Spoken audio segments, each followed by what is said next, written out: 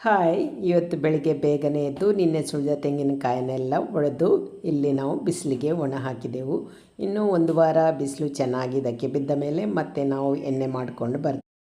ಆಮೇಲೆ ಬೆಳಗಿನ ಕೆಲಸ ಎಲ್ಲ ಆಗಿ ತೋಟಕ್ಕೆ ಹುಲ್ಲಿಗೆ ಹೋದಾಗ ಇಲ್ಲೊಂದು ಚೆನ್ನಾಗಿರುವ ಗೊಣೆ ಕಂಡಿತು. ಹೇಗಿದೆ ನೋಡಿ.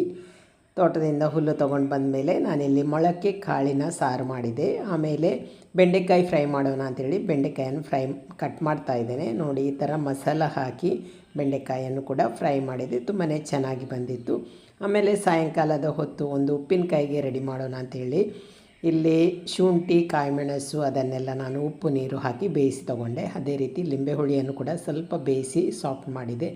ಆಮೇಲೆ ಕಟ್ ಪೀಸ್ ಮಾಡಿ ಈ ಶುಂಠಿ, ಕಾಯಿಮೆಣಸು ಎಲ್ಲವನ್ನು ಅದಕ್ಕೆ ಮಿಕ್ಸ್ ಮಾಡಿ ಒಂದು ಬಾಕ್ಸಲ್ಲಿ ಹಾಕಿಟ್ಟೆ.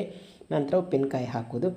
ಇಲ್ಲೊಂದು ನಾನು ರೆಸಿಪಿ ಮಾಡಿದೆ. ಏನೋ ಮಾಡಲು ಹೋಗಿ ಏನೇನೋ ಆಯಿತು. ಏನು ಮಾಡಿದೆ ಅಂದರೆ ನಿಮಗೆ ಗೊತ್ತಾ?